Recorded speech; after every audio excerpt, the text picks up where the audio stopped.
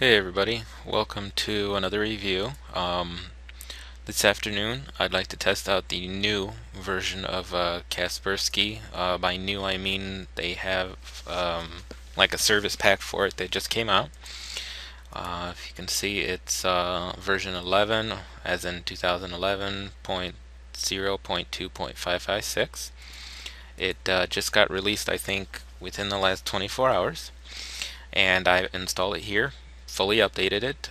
You can see that I just did it a minute ago. I did it a couple times to make sure that all the updates are there. So let's test out and see how it works. I have, I don't know, between 10 and 15 links here in case some of these don't work to test it out with.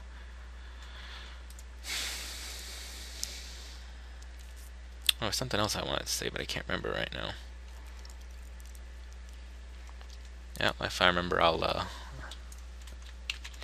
say it. So let's try out this first link here.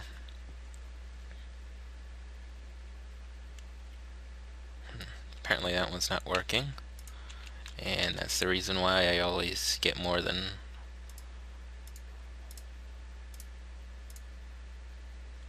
okay. It looks like it found that one.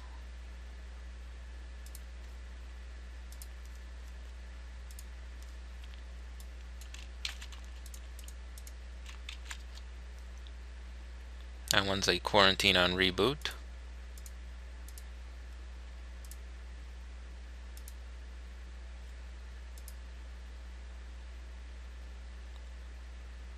I don't see anything about this one, so we'll let it work here. That one seems to be dead.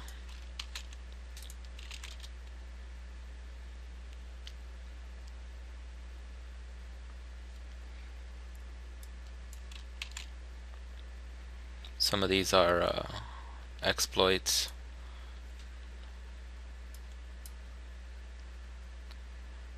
This one doesn't seem to be working anymore, so we will move on.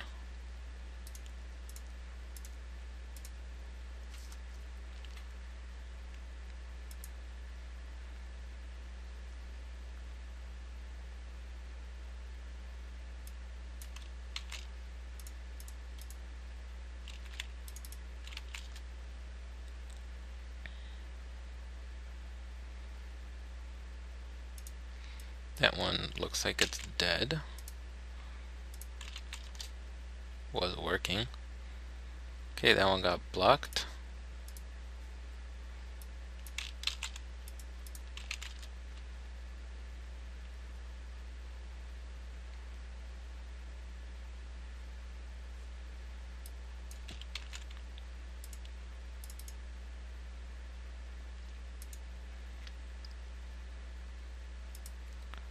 Any day now. Well, while that's doing its stuff, let's see what else. Some of the stuff that they changed was internally. Nothing that you can really see. I'm gonna have to close up Internet Explorer here because it's not responding anymore.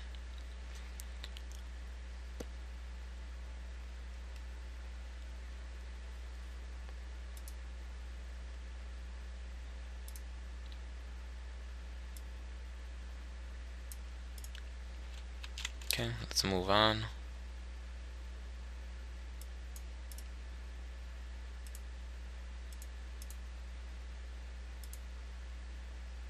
Okay, looks like I found that one.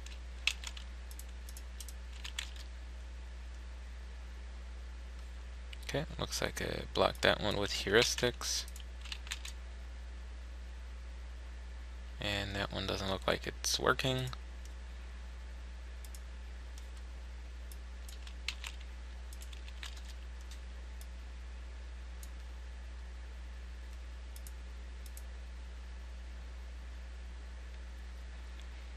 Now this one says it's potentially dangerous application without a digital signature.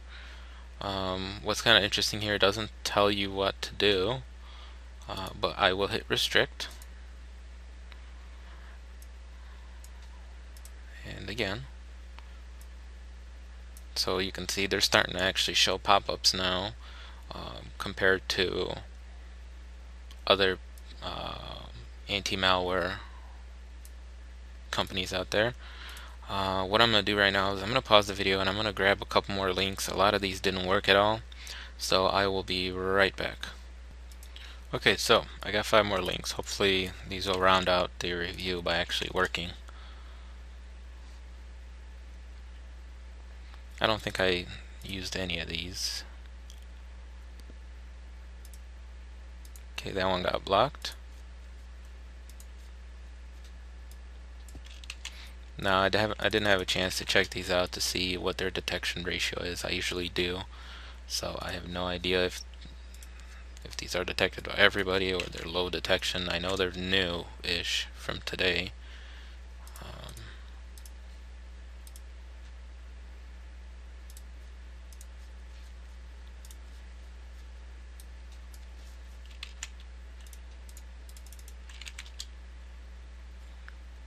Okay, that one got blocked. Has a malicious link.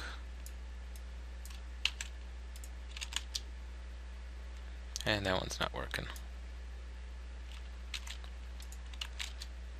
I do want to see something. Now this is a URL block, of course, and you wouldn't want to go past it. But I want to see what happens when I do go past it. I want to see if the actual system, if Kaspersky itself will block it, and yes it will. That's good. So in case if somebody clicks that it's been blocked for no reason, it'll still protect you. So I'm going to reboot now because it wants me to reboot to fix this, as you can see. So I'm going to reboot, and when it's done rebooting, I'm going to do a full system scan. So I will be back when the full system scan is done. Alright guys, I'm back, and the scan finished, and it didn't find anything. So now I'm going to take my tools, bring them in, and run Malwarebytes. When I did restart, I got this weird icon here, so I don't know what that is. Don't see anything open, so we'll see what it is. So I will be back when Malwarebytes is done scanning. See you in a few. Okay, so Malwarebytes finished scanning, and it found 18 things. Okay, so we do have some adware stuff here.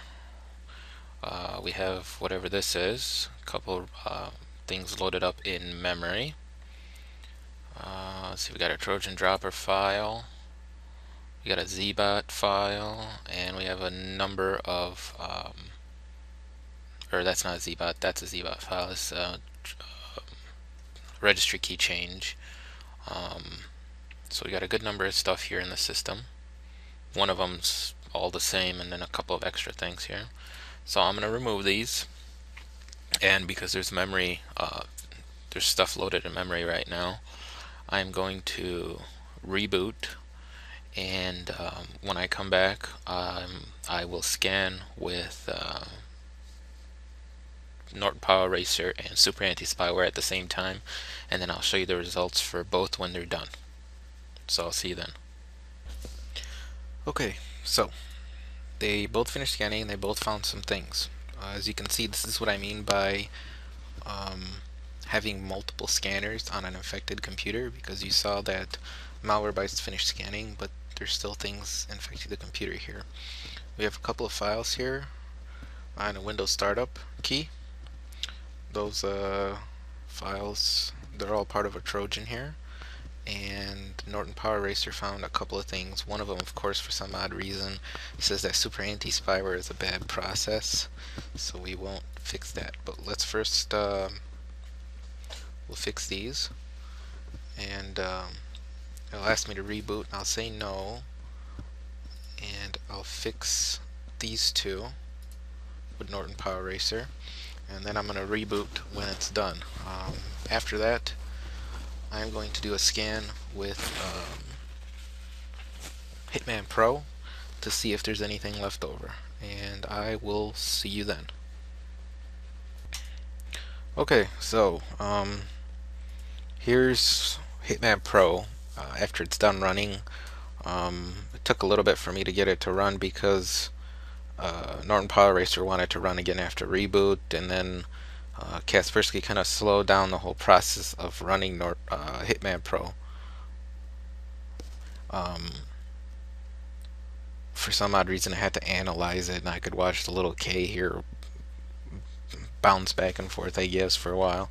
But it finally got everything to work. I found two more pieces of malware. I found a something part of this Zoom, which is a medium risk malware, and I found a Trojan in the Windows folder. You can see everybody found that one. So, final verdict. Didn't do that great. What did it leave over? Active memory files, parts of Trojans, files that were left over, lots of registry key changes. In the stock format, which in my opinion probably at least 90% of people, if not more, will run it, and it didn't do that great. Of course, there's different settings and things that you can change that will make it run better, and that's true with any program. But I personally think that every program should be tested in its stock configuration. If it can't protect you in stock configuration, then why is it set up that way from the factory? It should be set up to protect you as best as it can from the get-go. Memory usage here, definitely not bad at all. Look at about 15 megs, so that's pretty good. I'm not a real big fan of this little thing that they got going here. You can always turn it off, so that's not a big deal. But like I did say, I did notice the computer slow down a little bit. That's usually kind of normal for anybody running Kaspersky. You will notice a slowdown, which is kind of a pain. It seems better than the 2010 version.